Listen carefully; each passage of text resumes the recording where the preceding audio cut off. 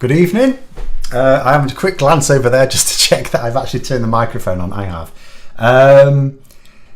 So we'll go through a few questions just to begin with, but I thought we might discuss what is at the moment the breaking news, which is what it was. Gavin Williamson, one of those close Rishi Sunak allies, said to Liz Truss's former chief whip that was of a threatening nature because the Times has published the text messages. They are threatening. They're also incredibly childish. But I'll just go through a few quick ones here from Phil. He's saying, have I been following the Sinn Féin conference? Not really. I've noticed that Michelle O'Neill is banged on about the DUP a bit. I'm not really seeing anything interesting coming out, to be honest. Em's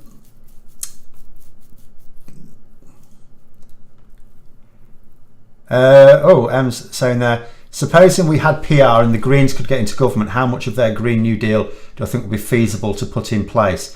I really don't know.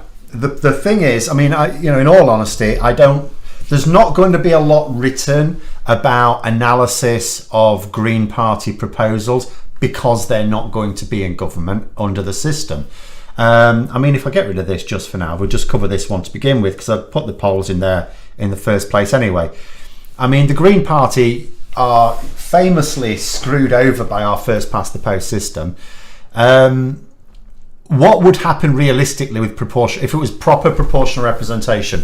The Green Party would get some MPs. They have one at the moment. They'd get some.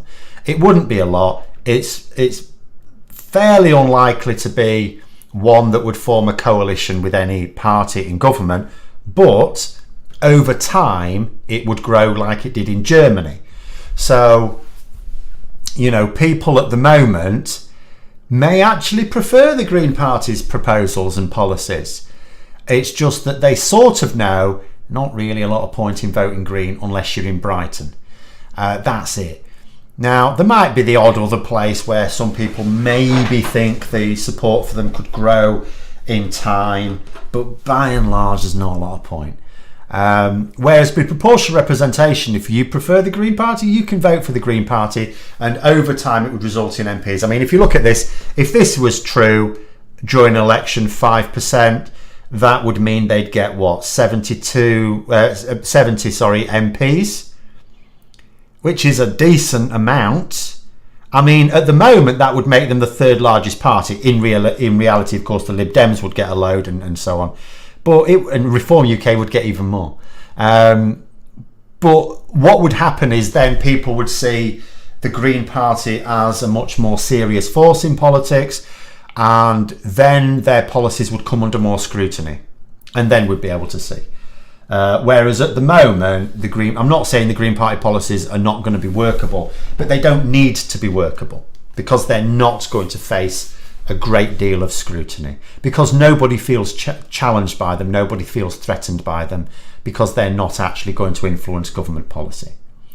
It would be a very, very, very strange set of circumstances whereby anyone would want to form a coalition with a single MP, because that's all the Green Party have to offer.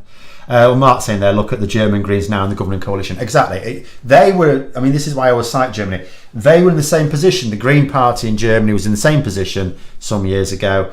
Proportional representation, meant that they could become mainstream in a way that you can't. With first past the post, anyone... you look at your individual constituency. It's not always about looking at the national picture. You look at your own constituency. But in your own constituency, almost certainly it's a choice between two candidates, and it's a case of picking which one least offends you for most people. There are some of us who are fortunate that we can vote for the party that we actually would choose out of all of them, but most people, that's not the case. Most people don't like any of the parties, so you pick pragmatic. Well, some people aren't pragmatic, but if you're being pragmatic, if you want your vote to count in first past the post, you vote for one of the two candidates in your constituency that least offends you. Or you don't have to vote for the candidate, you vote for the party. It's up to you. But there we go. And that's this is what happens as well. Often, what you find, I say often, always what you find is, mid-term, all sorts of funny things happen. And then when people start to think, like, what you may have noticed is, and you can sort of see it on the graph, if I pull this down, you can sort of see the Lib Dems one here, which is this bigger bar, which I'm now obscuring my icon, but it's the only way to point at it. You can sort of see over the last few weeks what's happened. It sort of jumped up a bit and then it sort of come down, a little bit up and then down again. What was happening as it was coming down, I reckon, is people were starting to think about a general election. As Liz Truss's government was exploding, people started to think in terms of maybe there'll be a general election. Realistically, there was not going to be, but it was a possibility in theory. And as people start to think in terms of general election, people tend to be a bit more, they start to think pragmatically. So you find that the votes of, say, the Green Party and the Lib Dems get squeezed as they're more likely to then support Labour as the alternative to the Tories. Tends to be what Stu, pick the least rubbish one. That is ultimately what First Past the Post is all about. Pick the least rubbish one.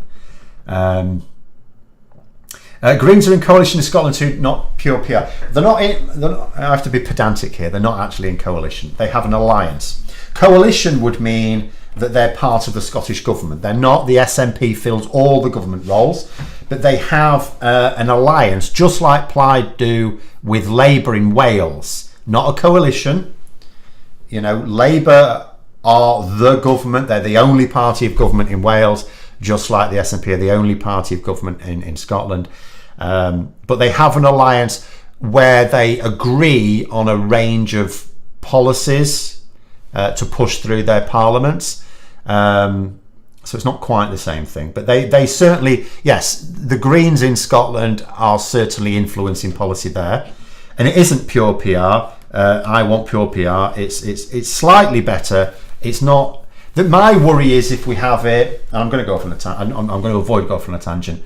My worry is if we have it, we'll end up with that system whereby it's first past the post for most MPs, and then you've got, and it's not quite a token, it's a significant, but it's a minority still of MPs decided using proportional representation, which would probably mean expanding the number of MPs.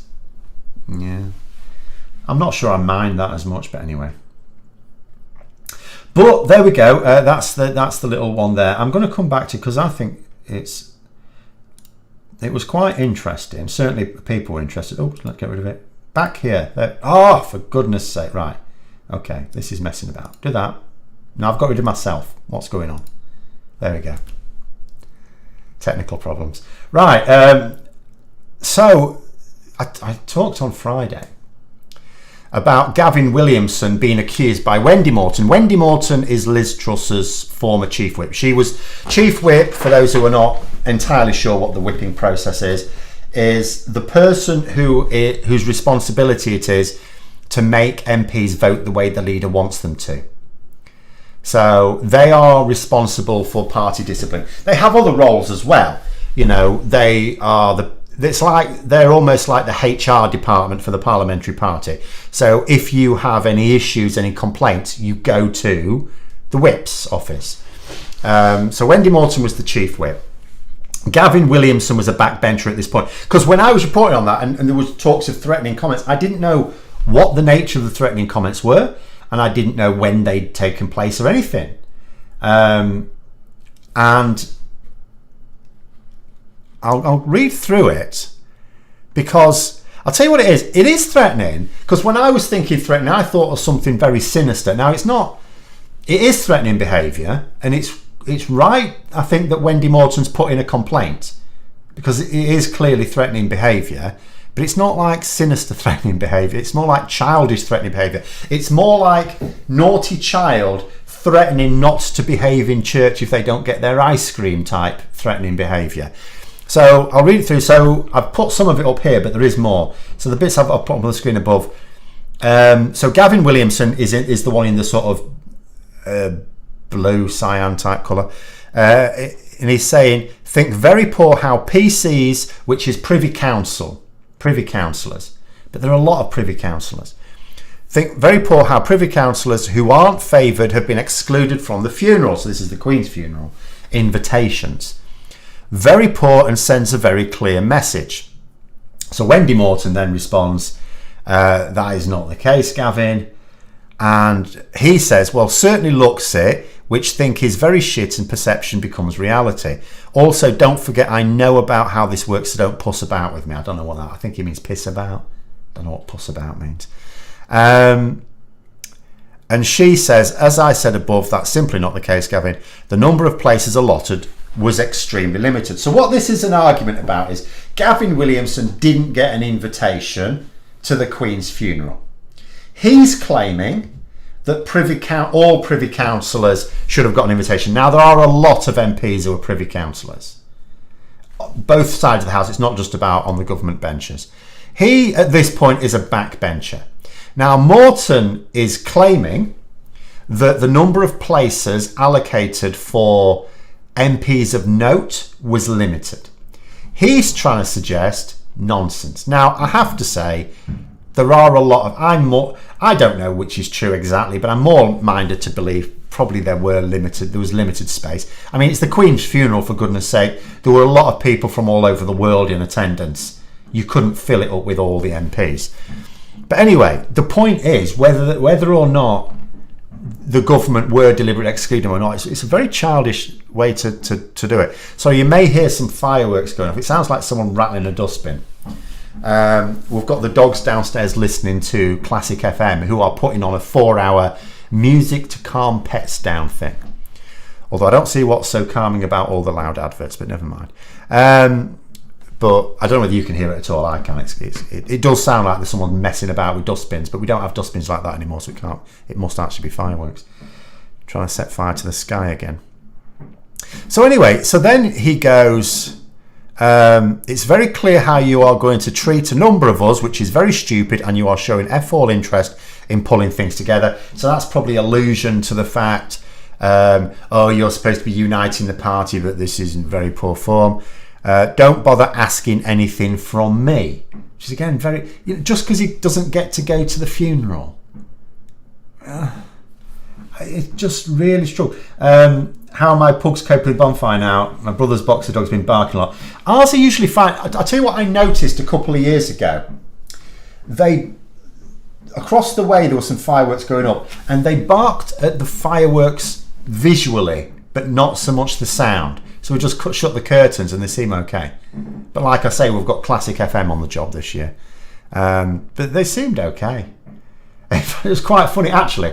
Now, I'll tell a lie. Just before I came up, because we had the Classic FM on, before I came up to do the stream, but I hadn't shut the curtains yet. And Walter started barking a little bit, just a little bit. And I actually just turned to him and said, Walter, you're making Classic FM look stupid because they say this is supposed to calm you. And he actually just settled down. I don't think he understood me, but he did start barking. But then I shut the curtains, and that's probably fine now.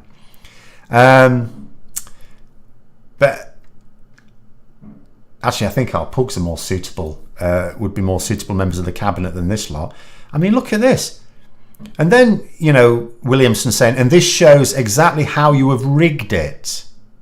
So she's saying the number of places is limited. He's saying this shows how you've rigged it, as if there was more room in there than she's making out. And it's saying you are using her death to punish people who are just supportive. Absolutely disgusting. And again, it's the entitlement as well. He thinks he has a right to go to the Queen. I mean, first of all, he wasn't close to the Queen. He didn't know her personally. Otherwise, he'd have been invited as a personal friend of the family, wouldn't he?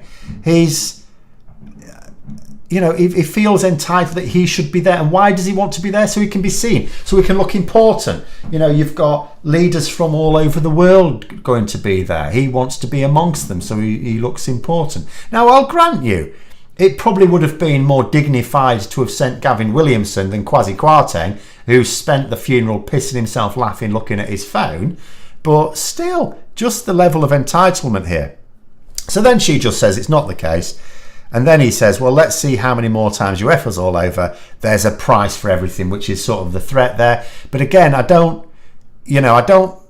See, because I thought threatening behaviour from Gavin, because Gavin Williamson himself, a former chief whip, and I thought maybe he knows things about Wendy Morton and it was almost like a bit of blackmail, and he was threatening to disclose personal things about her, confidential things, which would be, because remember, as I say, they are also like HR, so they will know things that are very sensitive about MPs, things they should not be disclosing, but they will know them.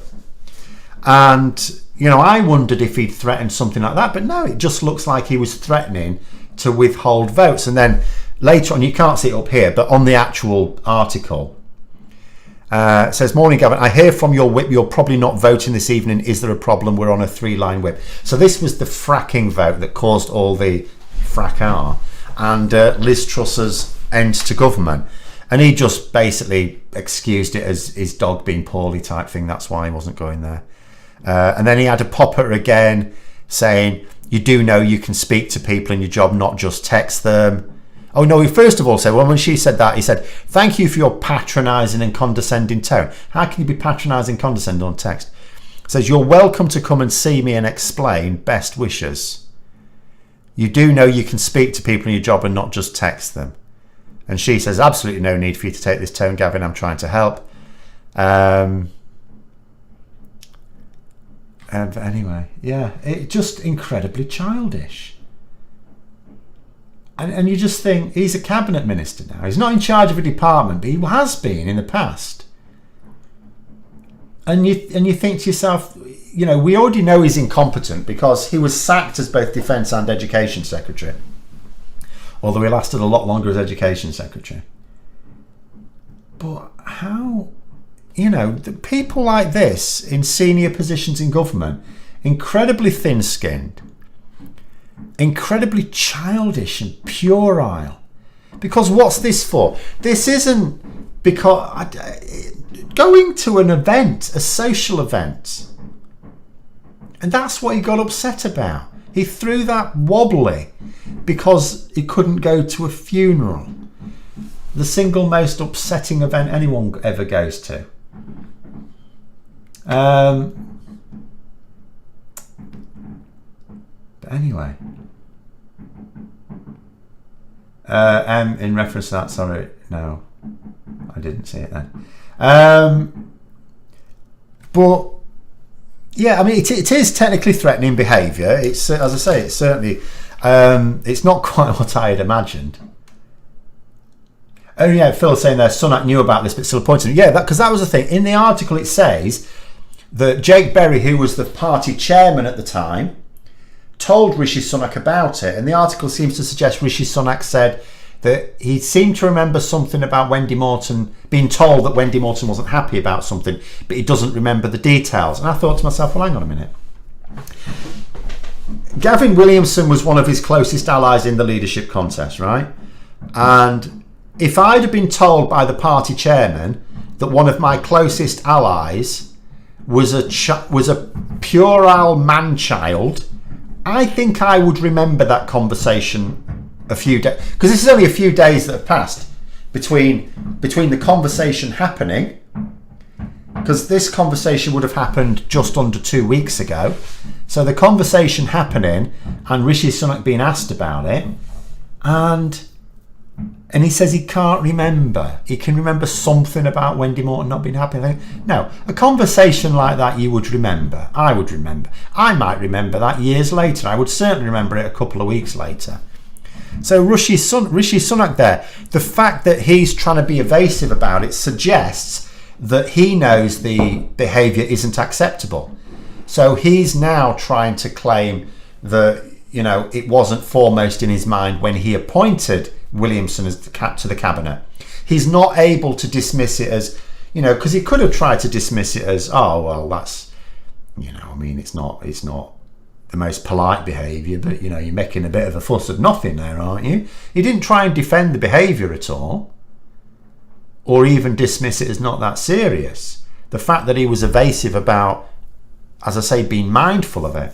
And if he hadn't remembered, what is he basically saying? That he was told it and he didn't consider it important enough? I mean, I don't think that's a great defence.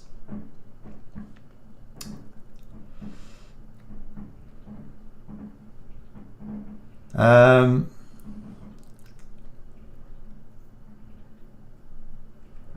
to type in a Yorkshire dialect. Thatsen. The Sen, do you mean?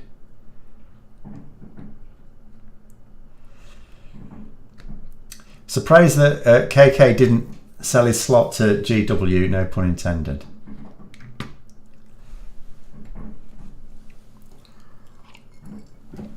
Childish throwing tantrums. I'm sure this isn't Donald Trump and the Trump GOP I'm talking about. Well, you know, it's the same sort of thing, isn't it? I mean, just, you don't technically have such an explicit class system in America, but you sort of do, really.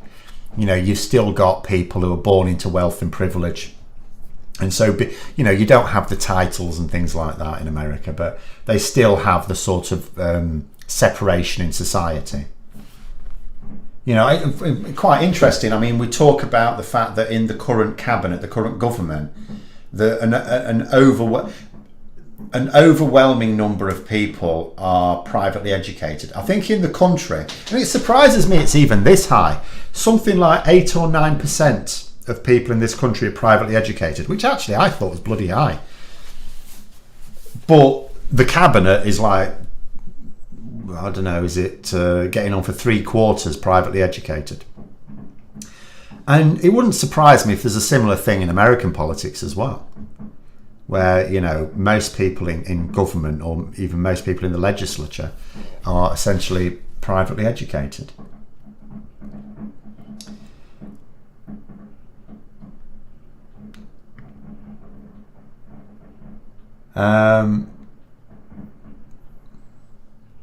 I'm the first YouTube channel you've paid to join. Oh, thank you. This is not a problem. I shall attempt to do it. I do have to say, though, I am having to adjust a little bit. I'll give Rishi Sunak this. For best part of a year now, I mean, it wasn't really crazy. In the time I've been doing this channel, politics has been fairly crazy.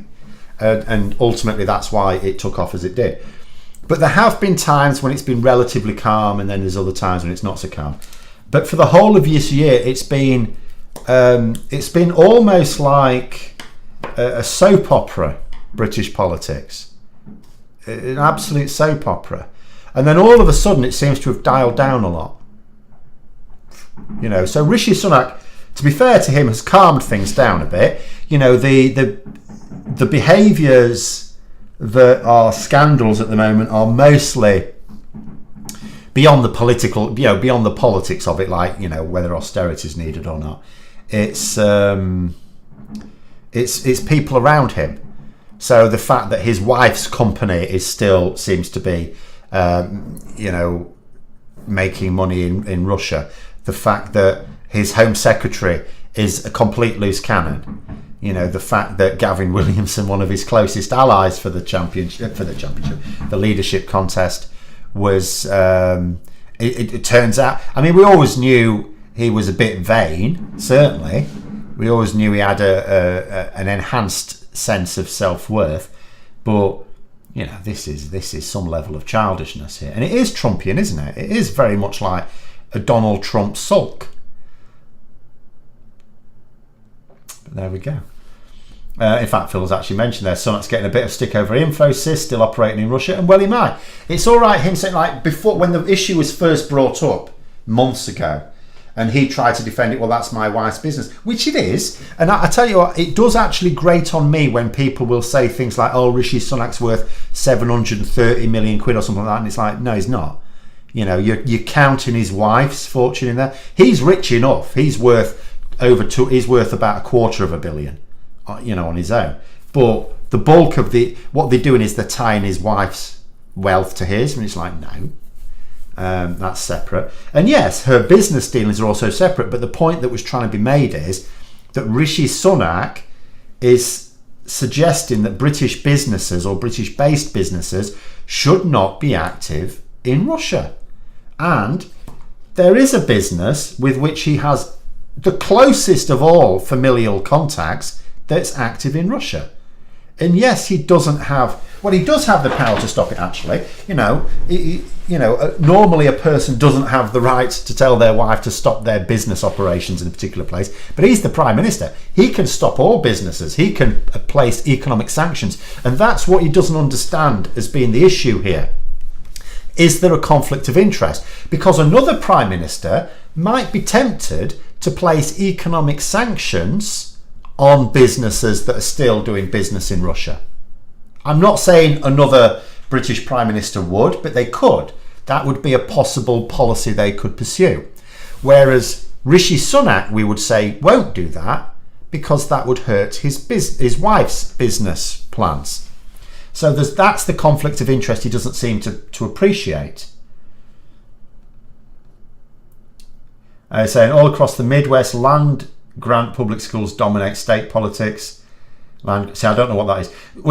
There is a bit of a difference as well when you say public schools. So in America, I think public schools means state-funded education. In Britain, and I know it doesn't make sense, in Britain a public school is a private school. So there's a bit of a difference in terms there as well.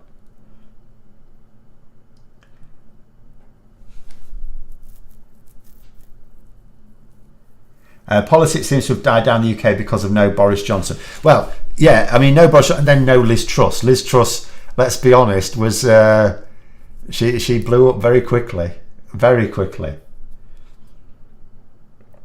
Oh, when you say talking about American billions or British billions, I gave that up years ago. We all use American billions now. They won. There was a time when they didn't. Quite interesting from physics. When particle accelerators were being developed, the first giga electron volt particle accelerator, Americans, I think they called it the Bevatron anyway, but they wanted the official prefix to be B for billion, thousand, million, billion. And at the time, America didn't always get its own way, and the rest of the world said, no. A billion is a million, go away. But obviously the most common use of the term billion is financial, in money. By far and away the most. I mean, I grew up reading astronomy books and so on, so I actually always had to check what it meant as well. If I ever saw the term billion, I was constantly having to try and work out which one they meant. Whereas, obviously America is by far and away the largest economy on earth. So, and because billions has very few outlets beyond economics for most people, we just use the American billion now. And I'm fairly comfortable with it. I railed against it for many years. I used to say 1,000 million. And I refused to be cowed, but I gave up eventually. I waved the white flag.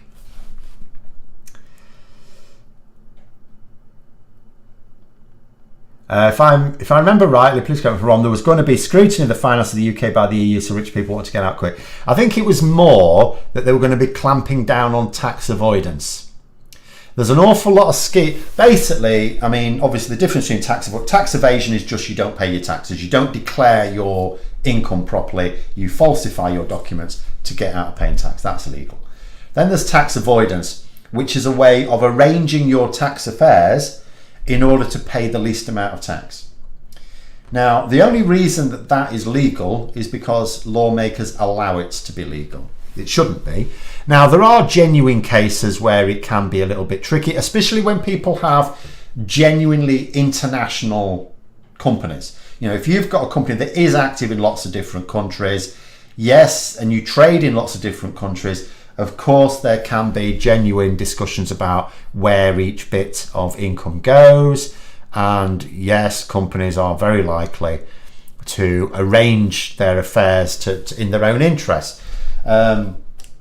It's just like on a small scale, like a small business, for example, like it's a very small business where you don't make a massive amount of profit. You might arrange your affairs. It might be easier, for example, for you to declare an expense if you're round about the end of the tax year, you could declare an expense a month later or something.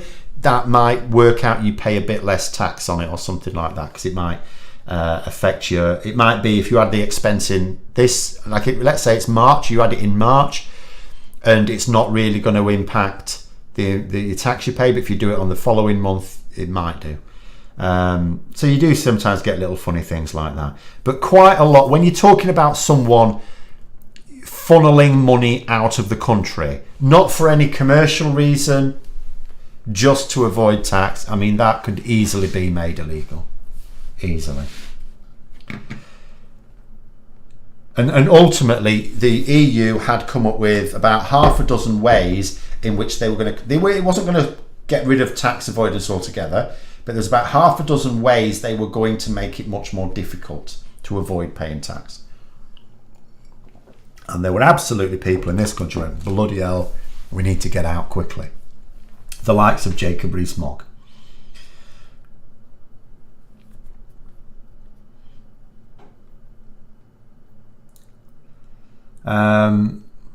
Makes me wonder if Liz Truss was put in place to make Rishi Sunak appear more level-headed and trustworthy.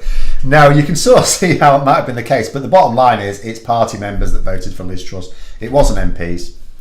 It was party members, and the party members are absolutely... In any party, and I don't care which party it is, you get it enough of it in Labour as well, without wanting to be mean to people who might be well-intentioned. They're, people who join political parties are not more politically astute than average voters. They're just people who care about politics more. That's all. They're not necessarily, they're not necessarily cleverer. They're not necessarily sharper. They're not necessarily even better informed, because they may exist in little echo chambers where they get fed all sorts of crap and just believe it. So at the end of the day, these were people who believed that low taxes, yes, that's the way, and they just believed in the magical theory of low taxes suddenly meaning more investment somehow. Will the Privileges Committee be dishing dirt on other MPs, or just Boris just thinking Sunak may be in for more? The Privileges Committee will investigate anyone that MPs asks them to investigate. It's this, it's quite simple. If MPs, in theory, the Privileges Committee can decide to investigate an MP, assuming that there isn't going to be objections from the bulk of MPs. It's quite normal. They investigate a lot of MPs, and some of the one they'll investigate ones who just make mistakes. They don't very often have really high profile cases like this. But this is going to. But yeah, this should be going on roundabout now. Very few use of billion outside finance, says the cosmology. Well, yeah, but most people don't talk about cosmology though. So it's not, as I say, it's not.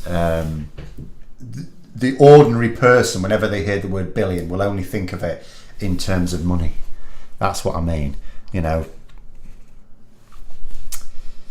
But that's what it was with the old system, which made sense. You have 1 million, you have 1,000 million, then you have 1 billion, because you don't say million, it just sounds silly. Then you had 1,000 million. Then 1,000 billion, then you had 1 trillion. But America screwed it all up. They went, and you know why as well? You know why? Rich people, again, there's no good reason for America. Americans didn't just call it 1,000 million, 1 billion just to be different, just to be awkward. Like they spell colour wrong, just to be awkward. No, it was because very rich people, like if you've got people who had over $1,000 million to their name or in worth of assets, they didn't want to be called millionaires or even multimillionaires. Someone with $10 million to their name is a multimillionaire. These people had over 1,000 million. They're in a totally different league. They wanted a special name for themselves. Hang on, we're different. The person who's got 10 million is a pauper as far as they're concerned. A pauper. We want a special name. So they went, oh, billionaire. We'll be a billionaire then. But you haven't got $1 billion. Well, we'll say we've got $1 billion. So and then there again, the rich just, and that's true, I'm not making it up, that's actually what happened. The rich just got their own way.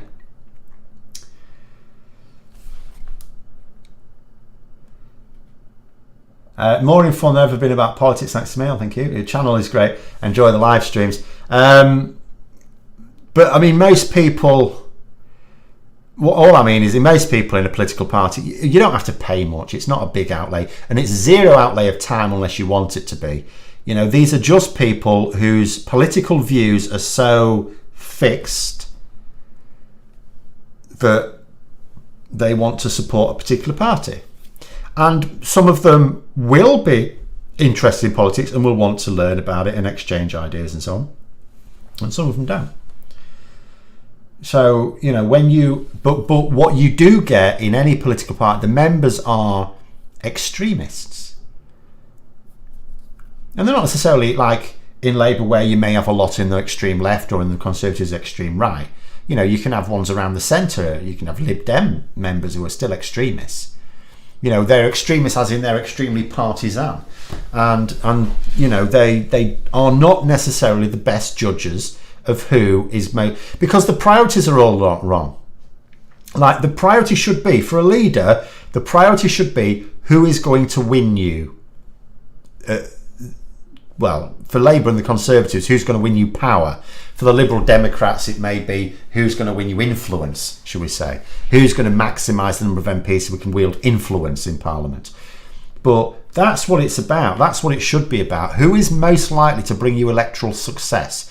Because the aims of the party can only be furthered with having a lot of politicians. You know, even for the Lib Dems, who are not very often going to get their hands on the levers of power, they can still attract enough MPs that warrants them greater inclusion in, say, current affairs programmes, get themselves a platform on the national media. Whereas for party members, it's about which leader is going to push for the policies that I agree with.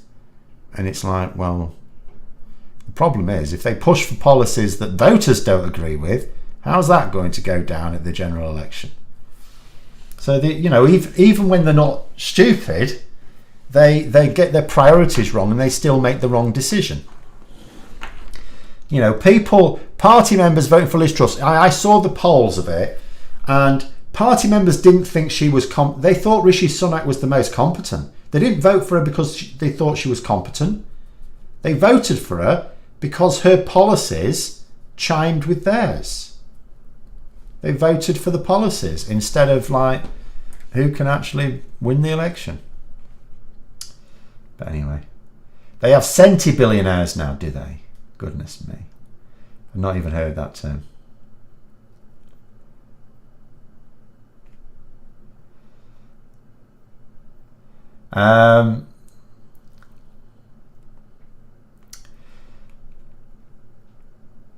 Even Australia's called it Labour with O, not a U, not Labour. Yeah, but Australia wants to be different as well. Australia's a bit of a funny mix, actually, of like American English and British English as well sometimes.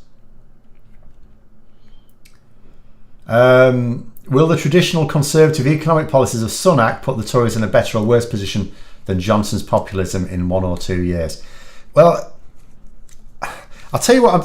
So Rishi Sunak's long game is clearly pay the usual Tory trick, and it's worked so many times before, which is pay now, and then as we get towards the election, loosen the purse strings, make out that there's an economic recovery and that you've created the economic recovery, win the election, go back to paying.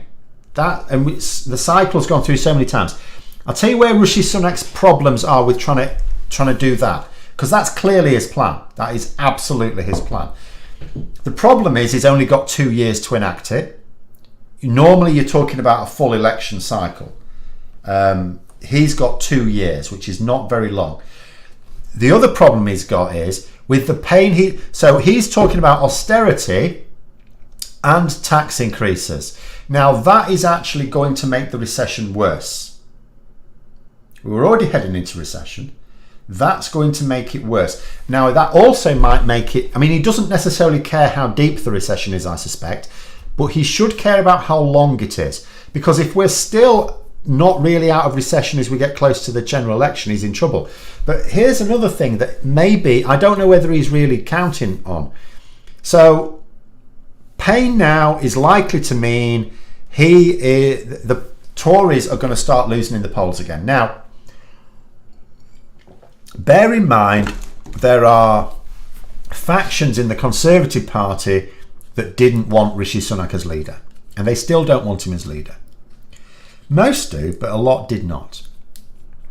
Now, at the moment, they're biding their time, and these will be Johnson supporters, Truss supporters, just good old-fashioned right-wing nut jobs, and they're biding their time at the moment, waiting for Rishi Sunak to trip up, just like those who were ranged against Liz Truss just waited for her to trip up. And he might do it, because if Labour can keep convincing... The way I look at it is, when Labour presented their energy plan, even Conservative voters preferred it over Liz Truss's plan.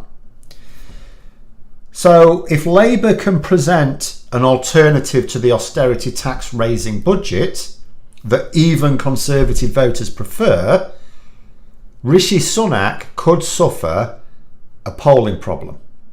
Now, he's inherited one, but if he can't make it better, then, I mean, not necessarily really quickly, but say next summer, questions may be asked. He's working on presumably a 2-year plan, a 1.5 to 2 year plan here.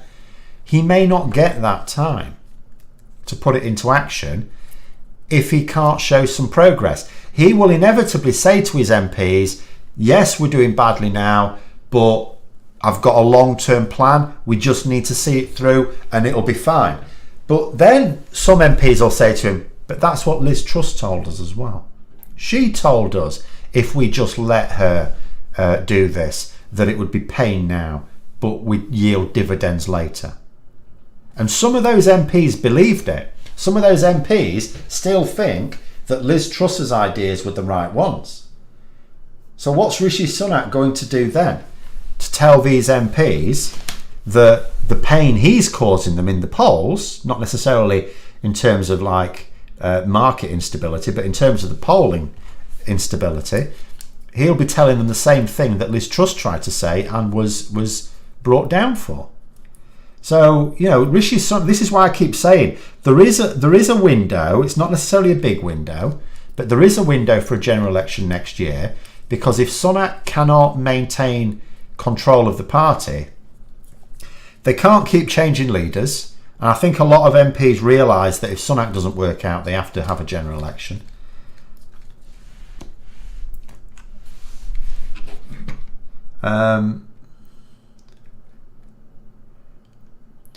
A thing we seem to have learned from the Tory leadership campaign, there's around 150,000 members. Is that notably few? It's about the same as there were when Boris Johnson was elected leader.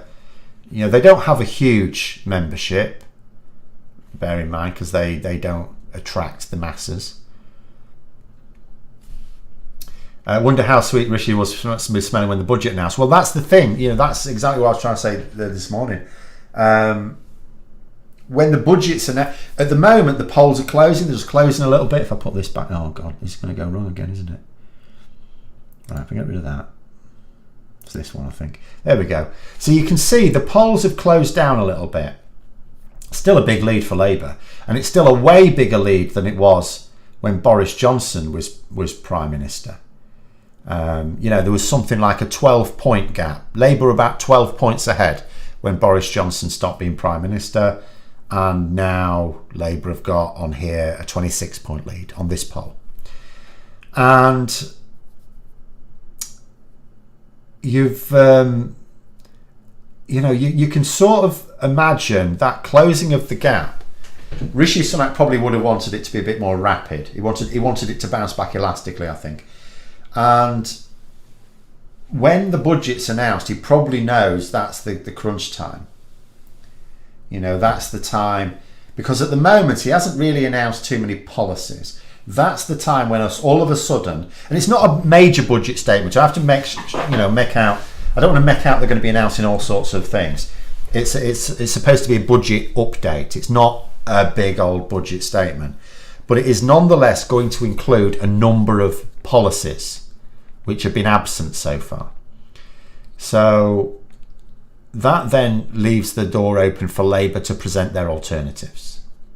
So it'll be Labour's job. It'll be Rachel Reeves's job principally, and then Starmer and Labour's job in general, to tear that budget statement to pieces and to explain how it's going to make ordinary workers suffer, because that'll have to be the focus. The people who will suffer the most will of course be the poorest, but the poorest don't vote. So the focus for Labour will have to be on ordinary voters, ordinary workers, people on median incomes, average incomes, maybe even a bit average incomes, and particularly the elderly. And it'll be their job to sort of point out that these voters that the Tories rely on are going to suffer very badly, but actually Labour have got a plan where they wouldn't be suffering like this. And that's why Labour are bringing that motion next week to force a vote on the triple lock for pensions, because that'll be an extremely uncomfortable vote for Tory MPs. It'll be interesting to see how Rishi Sunak plays that. That'll actually be his first major test of politics. Now, I don't think Rishi Sunak has much political acumen at all. I don't think he's a very good politician. Of course, he has advisors, so it depends how politically savvy his advisors are and how much he listens to them if they are, because that will need very careful management. There's a vote on Tuesday that Labour are going to bring. That will need careful management. So that's his test. So we shall see. Did I get the t-shirt from Steve at the rally last week? No, I didn't get a t-shirt. Was I supposed to? Well, some of this austerity stuff, when we have problems lead to recession, Democratic Party governments will prime the economy with social and other kinds of spending that reaches the people at large. Yes, that is what you're supposed to do. Maynard Keynes made it really clear. Admittedly, you don't have to accept him as the god of economics, but nonetheless, the wisdom was supposed to be, and still is, as far as I'm concerned, in tough times you spend. If that means borrowing, you're borrowing. That's the time you borrow. Quantitative easing was used by both Labour and the Conservatives for this purpose. Labour used it in the wake of the banking crisis. The Conservatives used it for COVID. Quantitative easing to sort of print a load of extra money basically and get you through it. That's what you do. And then in better times, you can reduce the overall level of debt. When your economic growth is such that tax revenues are high, then you can use them to effectively clear some of that debt. That's fine. No problem. Buy some of those government bonds back, basically.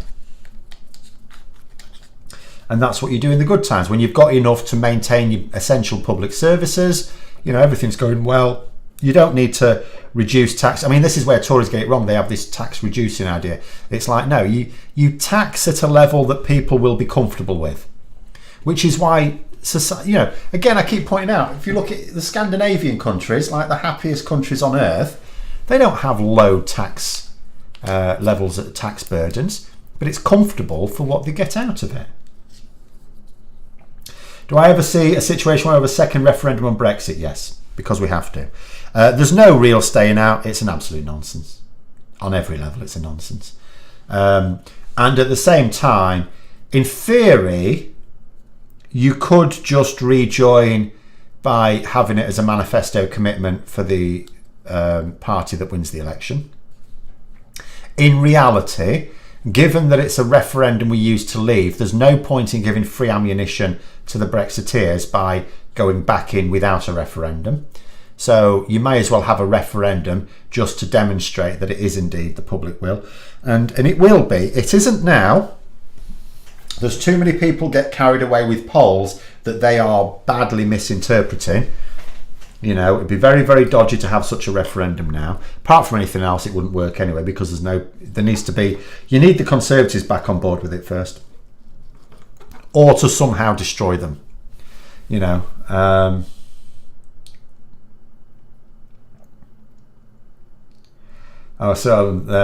if his advisors are as competent as cabinet is screwed. The thing is, to be fair with his cabinet, he has to pick people that will maintain an equilibrium in the parliamentary party. So some of his cabinet picks, it's lovely to think a prime minister can pick the best and brightest available to them. It's not really how it works. Admittedly, they're not supposed to pick people quite this useless, but you do have to pick a cabinet that stabilises the parliamentary party. But your advisors, you pay them, they're employees, so you can pick the people that you think are the best, or out of the available pool of people who are willing to work for you, that is. But yeah, you can pay for whomever you want. So you would hope there's no excuse for having an incompetent advisor. The only people that will have incompetent advisors are those people who want to exist in an echo chamber, who just want yes men, who want people to just agree with everything they say and never challenge them. But that does you no good. But we will absolutely have a second referendum, and the circumstance in which I'll see it happen, I mean, it's really simple. Again, it makes me sad more than anything when I see people, trying to suggest that, even Labour are basically a Brexit party now. And it's like, no, the policies are to reverse Brexit. And if you listen very carefully to the wording, they're reversing Brexit. They can't promise to rejoin the single market, not just politically. It would be a politically silly move to make when the next election, regardless of the polls now, will be tighter than it looks. But we can't physically do it anyway. Not in one parliament. We can the following parliament. So what's going to happen? It's quite clear to me. And yes, maybe because I want it so much and because I'm a Labour supporter, you can argue a bit biased. But you look at the policies and it's exactly what you would do if you wanted to get yourself ready for going back into the single market. You also look at the polling and realise that at the moment, freedom of movement is still a genuinely contentious issue. Single market membership, and obviously you can't have single market membership without freedom of movement, but the other freedoms people aren't bothered about. They don't. So the big barrier to single market membership is that freedom of movement, and at the moment that is still a political barrier. But what I would suggest is what Labour are going to do is they're going to reverse the aspects of Brexit that they can easily reverse.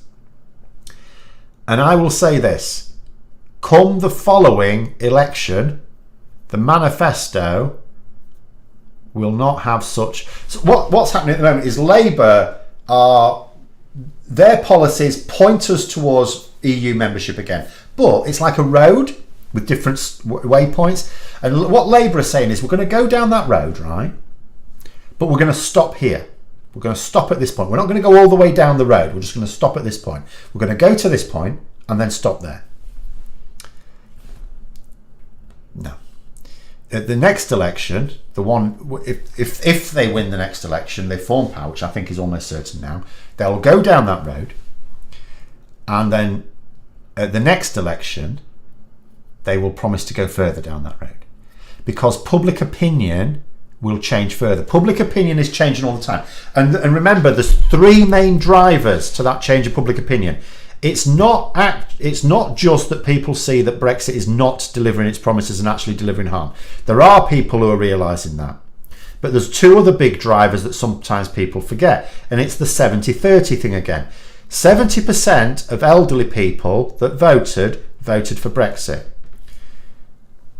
Elderly people die. It's a bit morbid. But at the same time, what's happening right now is a load of people who voted Leave are already dead. Quite a lot of them.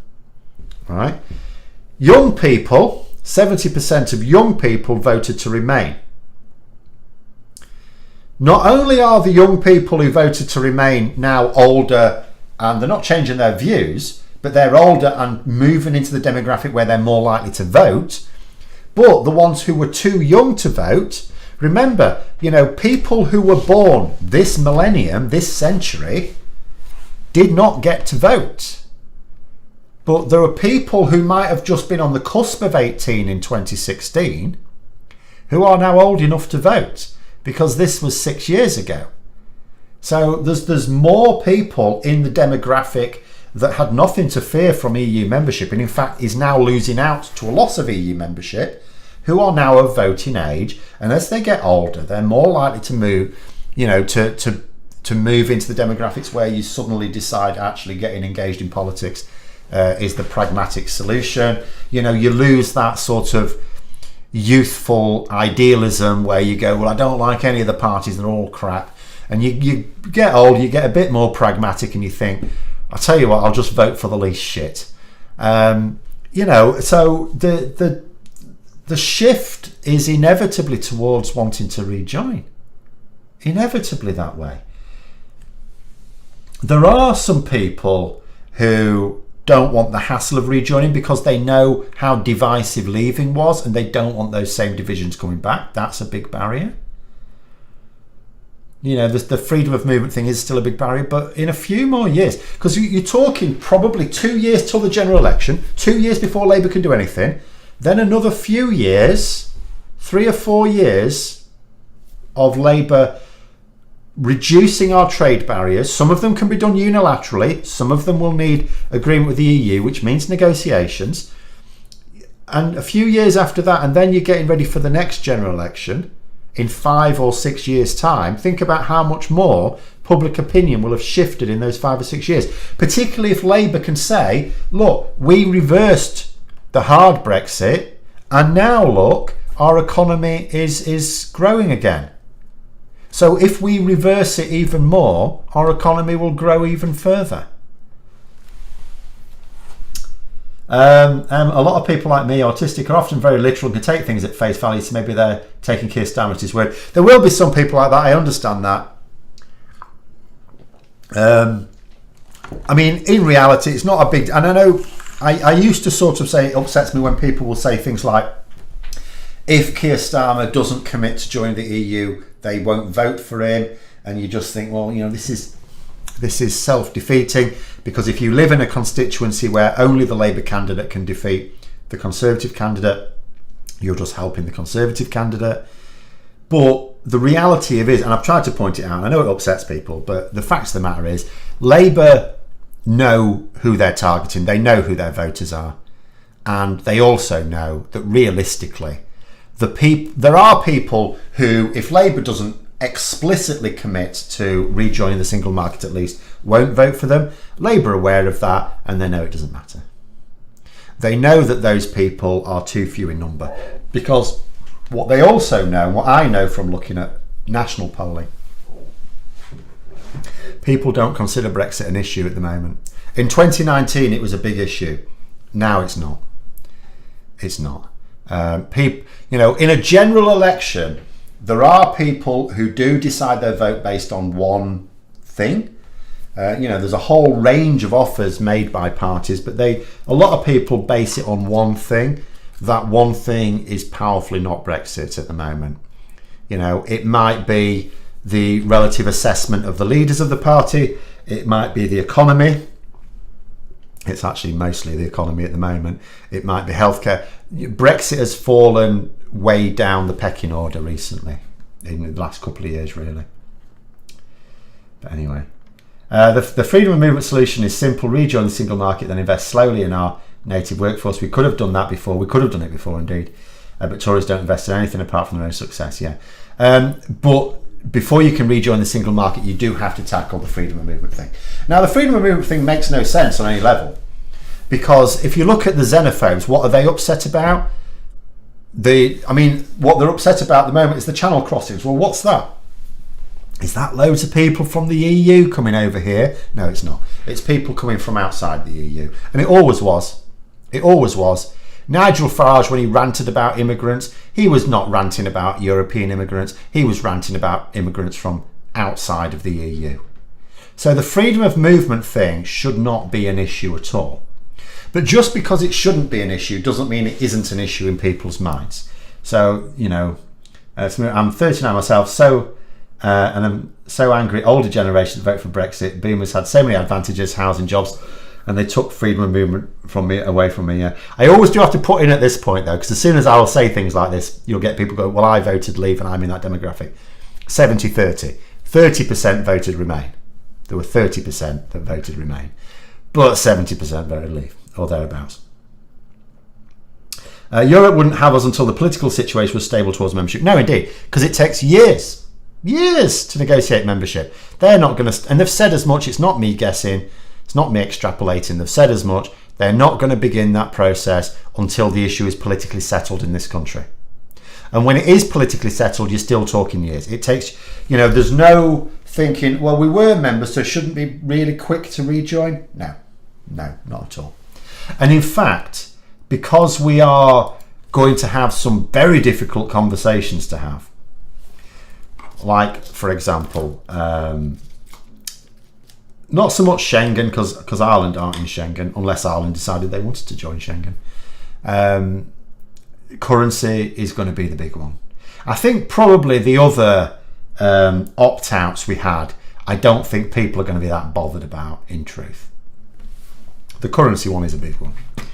So that's got to be deal there. There's no forced euro use, just a commitment to do so. There is, but as I keep saying, it's like, yes,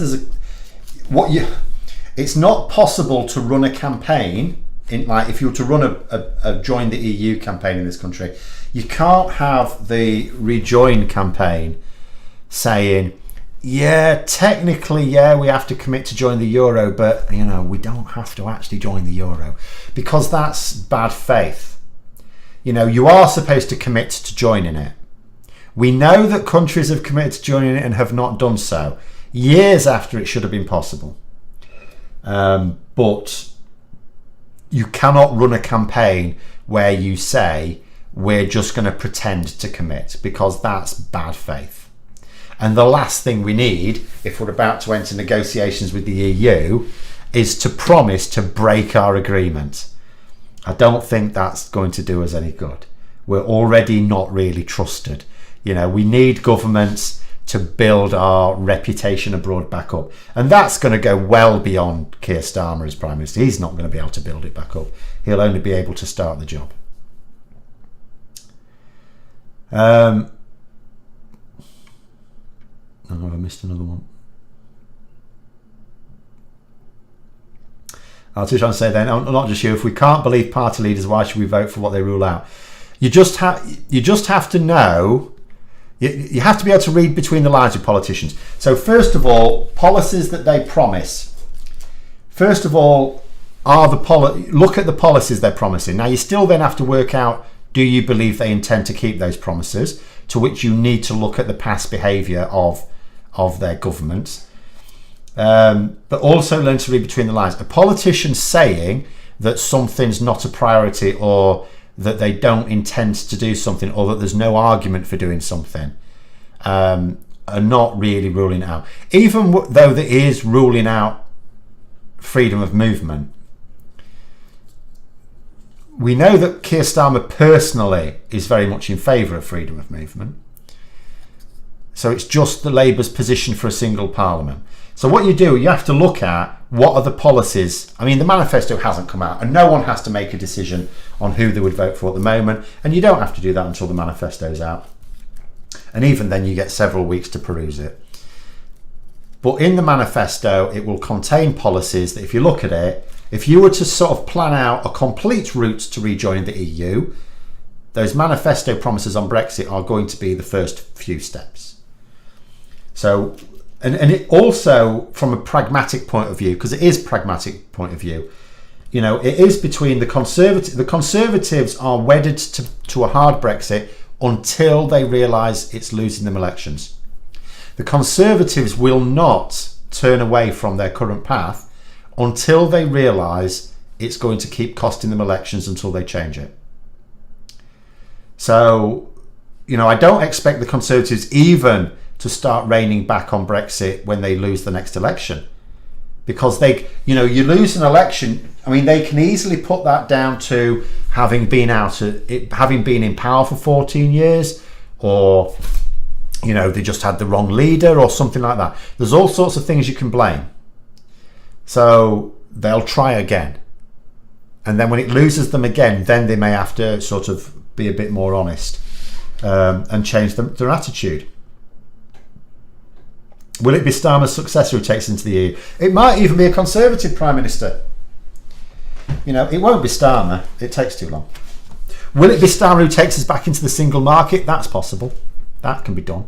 That can be done in the second Parliament. That's what I will be wanting to work towards. What I want to work towards is the idea of in the next election, that's fought about sticking to the hard Brexit, basically convergence or divergence. And I know Labour want to make it about the economy, and that's fine. That's what most people care about. For me, on the Brexit issue, convergence or divergence. Vote Labour, get convergence, right? Then, after that, he can't just say we're going to stop here, because that's not something to sell people at the next election, is it? Where the Conservatives are going to run out of problem at the moment, where they're running out of road, is they've got no policies. They've got no policies for anything. You name an area of public policy, they don't have a plan. Not for anything. Labour at the moment are coming out with plans. Their latest one is on childcare, nursery education. But the Tories have run out of plans. Now, Labour cannot fall into the same trap. They can't do a load of stuff in their first Parliament and then for the next election say, oh, well, our manifesto offer to you is to carry on doing it. It's like, no, thanks very much for what you've done. What are you going to do that's even better? How are you going to build on it? You have to build on it. So, of course, they will want to. And as I say, what we really need is public opinion to change.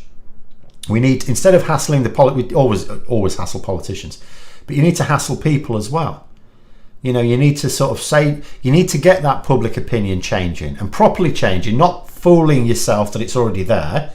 Keep it changing, keep it moving, keep people realising that actually rejoining is the only way.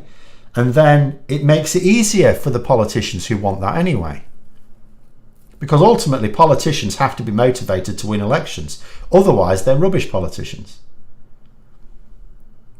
Anyway. Don't know about anyone else, but I guess I've watched about £2,000 of fireworks going up in smoke from my flat windows. I don't even know what a firework costs these days. So long since I bought one. But yeah, the attempts to set fire to the sky, I assume, are for the 400th year in a row unsuccessful. Actually, to be fair, I don't think they used fireworks 400 years ago, but never mind. Wouldn't be back in the single market be good enough? Not for me. So the way I look at it is this: if you go back into the single market, that massively improves things, and it massively improves a lot of things. But you're still outside the customs union, so you're basically like Switzerland, which is still not ideal. So then you go back into the single market, and actually I think the customs union would probably happen first. The focus is on the single market, because out of the two it's what you would choose. But for me, the customs union should be politically easier. That's why I want to look at the Labour manifesto very closely. I find it difficult to believe that we won't negotiate a customs union with the EU I don't see any reason not to. I can understand the single market taking longer. I don't see why, even if it's a weaker customs union, just something, get the ball rolling. So single market and customs union. Then the problem becomes that you are following rules again, and you go, okay, we're following rules, but the rules are mostly good rules, and we're benefiting, so it's worth following the rules, right? But if we were a member, we could be deciding those rules. And for some countries, maybe they're all right with it. You can have small countries like Norway who maybe decide they're not that bothered, because maybe Norway decides that it wouldn't have much influence on the rules anyway. It's a small country. Whereas the UK is in the top 3 largest economies in Europe. So we would have a big say. So for me, although I can understand some people being happy with single market and customs union, and maybe leave it at that, and that's why the actual path towards joining fully because we may lose. There may be some people who are with us for rejoining the single market customs union and then go, we're fine here, by the way, we're just going to set up here, thanks very much. But why shouldn't we get to decide the rules we're going to be bound by anyway? Again, massive economy, large country. We would absolutely have the presence in the Commission, the Parliament and the Council to decide on those rules, just like we used to. So for me, it would always be suboptimal not to be a member. As I say, I can understand some countries, but there you go. I argue that the Bank of England is wrong to raise interest rates. Isn't that like being tired of experts? No, because I'm not saying that the Bank of England are wrong as in they're stupid.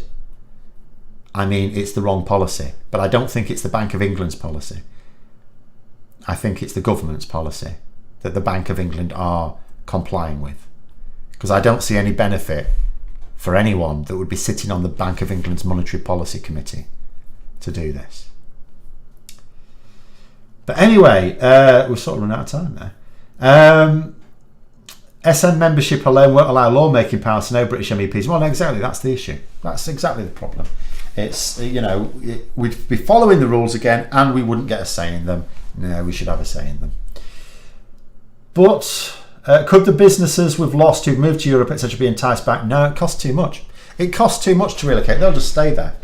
They'd only move back if there's been an outlay of investment cash used to move in the first place. So if we rejoin the single market and customs union, all it means is that they can work just as easily in the Netherlands as they can the UK. But that's not more easily, unless it's more easily worked in the UK, they won't do it. It's not worth the money to relocate. So no, they're lost to us permanently. Rejoining the single market and customs union will be about, first of all, saving the businesses that are currently struggling along, but more likely just allowing new ones to flourish.